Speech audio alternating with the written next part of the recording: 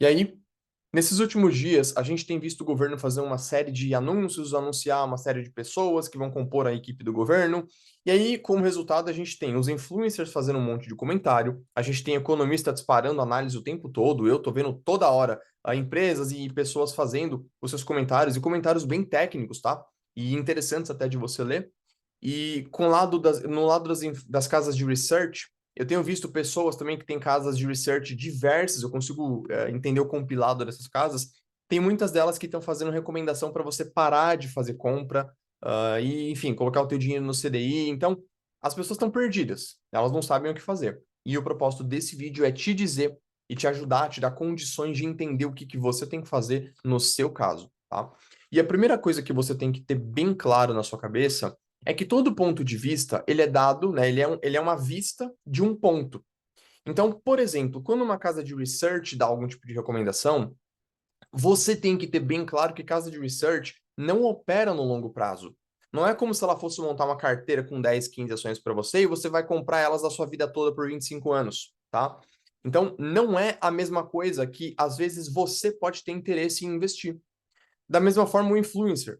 Às vezes aquele cara tem um pedaço da carteira dele que é pública, ou uma posição específica, e ele começa a te falar o que que ele está fazendo com aquele pedaço, com aquela posição, com aquela empresa e etc.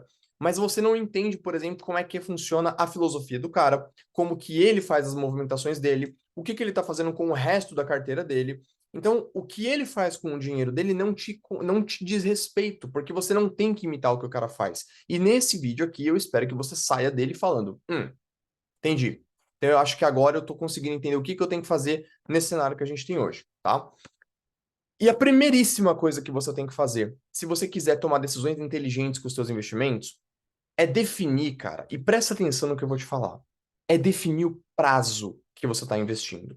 Porque, veja, se eu estou fazendo uma compra de uma ação, de um índice, de alguma coisa, para vender daqui a 2 dias, a minha análise tem que ser X. Eu tenho que analisar fatores específicos. Se eu estou comprando hoje para vender daqui a um ano, a minha análise é Y. Porque entre hoje e um ano, eu tenho forças diferentes que vão atuar sobre o mercado. Se eu estou pensando em comprar para vender daqui a 25 anos ou nem sequer vender, a análise é outra. Eu preciso entender isso.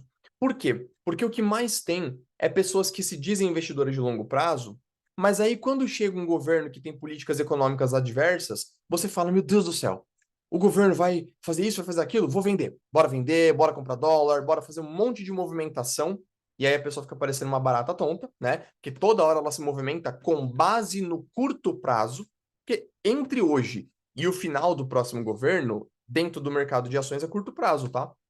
Curto, no máximo médio prazo ali, se você quiser estender um pouquinho. E você se diz investidor de longo prazo, mas você se movimenta com base em premissas do curto. Então, veja, você não tem claro para você qual que é a sua filosofia de investimento.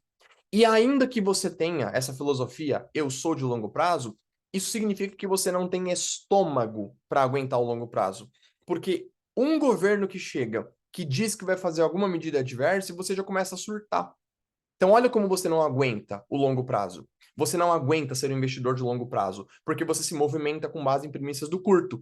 Então, se você quer operar curto prazo, você tem que ter uma qualificação técnica muito boa para fazer isso, tá? Para fazer a operação correta dentro dessas tendências de curto prazo. E é isso que as research fazem. Por isso que tem research falando, cara, pare de comprar. É lógico. A gente está num cenário no Brasil onde o governo realmente está anunciando uma série de medidas que o mercado sabe a consequência. A gente sabe o que que acontece se o governo fizer aquelas medidas.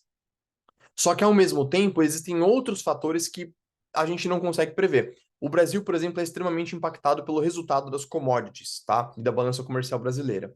E as commodities são impactadas pelo que está acontecendo no planeta, em todos os demais países. Então, eu não consigo prever o que que vai acontecer com as commodities. E eu tenho tendências, eu consigo cenarizar que nesses próximos anos, se o que o governo está fazendo realmente se concretizar e se materializar, a gente tem gatilhos para complicar a situação de todo mundo, tá? Eu tenho esse cenário aqui, mas ao mesmo tempo as coisas podem ser diferentes do que a gente está imaginando. Então, as research estão perdidas, porque elas não têm visibilidade do que vai acontecer no futuro. Se elas não têm visibilidade para o médio prazo, elas falam, para de comprar. Ou elas falam, cara, vamos segurar uma posição aqui, outra ali, e elas começam a gerar em você esse clima. Mas você só precisa entender que elas estão pensando em recomendações de médio prazo, não de longo prazo, né? Então, o que que você tem que fazer? Bom, o que você tem que fazer é o seguinte. Primeiro, decida qual é a tua filosofia de investimento. É longo prazo? Legal. Se é longo prazo, eu não estou preocupado com o que o governo vai fazer nesses próximos anos. Eu estou preocupado com como que os negócios sobrevivem ao longo de décadas, tá? A gente tem negócios aí que são centenários, negócios que já passaram por diversas crises, inclusive no período de hiperinflação no Brasil, na década de 80, 90, tá? E elas estão aí até hoje. Então eu preciso procurar empresas que aguentem passar por esse tipo de coisa. Ou eu preciso alocar em ativos, se você quiser até sair da bolsa, mas em ativos que te protejam contra cenários inflacionários, contra cenários de incerteza, tá?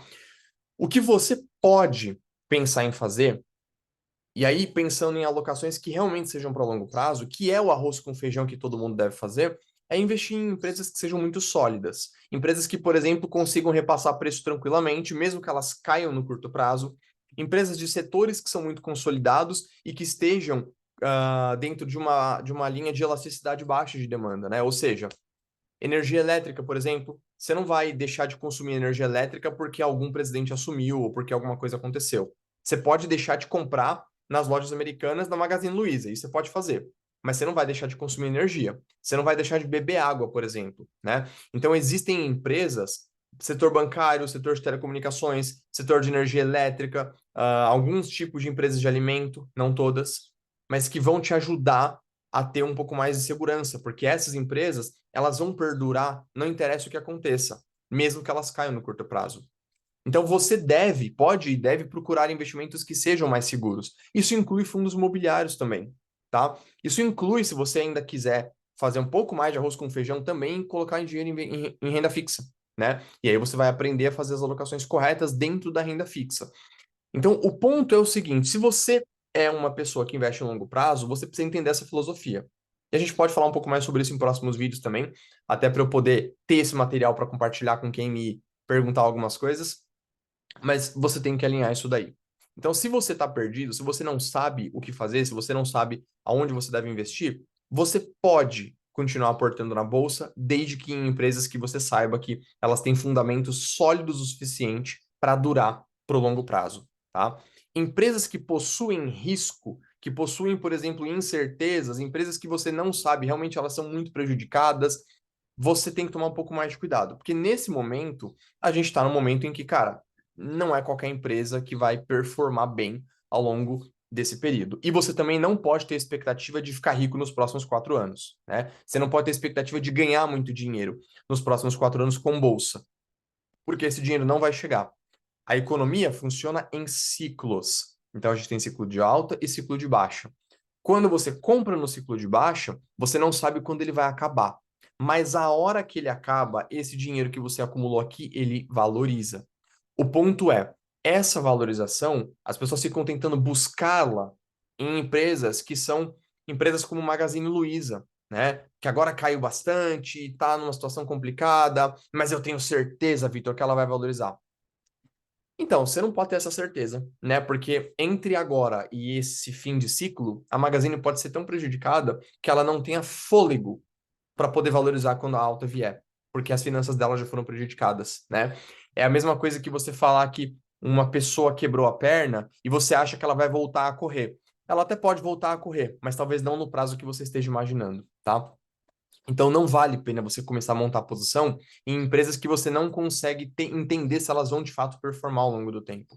Vale sim a pena você montar posição em empresas que têm uma solidez muito grande e que você sabe que elas vão continuar lucrando, performando, trazendo resultados ainda que piores, mas existem resultados que estão sendo trazidos ali ao longo do tempo. Com ou sem crise, empresas que já passaram pelo histórico de crise, empresas que estejam com um balanço financeiro muito sólido, empresas que tenham uma gestão muito competente e um nível de governança corporativa bastante elevado. Empresas que já passaram por crise e que você sabe que elas têm capacidade de fazer isso. Elas têm uma operação resiliente o suficiente para fazer isso. Porque a economia é formada por empresas, tá? Ela é formada por esses agentes que têm capacidade de prestar serviços que você e eu vamos consumir independente de crise. E aí, quando as coisas começarem a melhorar, é ali que você tende a ganhar mais dinheiro. E se as coisas começarem a piorar, é ali que você perde muito menos dinheiro. Então, defina qual é o prazo de alocação que você quer. Calibra, né, a sua filosofia e comece a fazer aportes com base em princípios que casem com a tua filosofia, com o prazo que você quer investir, tá? Então, isso aqui é um vídeo para ajudar vocês a montarem essa mentalidade. A técnica para fazer isso, a gente pode fazer isso em outros vídeos, tá? Mas se você acha que isso aqui te ajudou, cara, deixa o like aqui no vídeo, faz um comentário, né? Faz alguma pergunta, vê se você tem alguma preocupação e divide com a gente aí o que que você tem de visão para esse cenário, beleza? Muito obrigado pela sua audiência e bora ficar rico, mas não no curto prazo.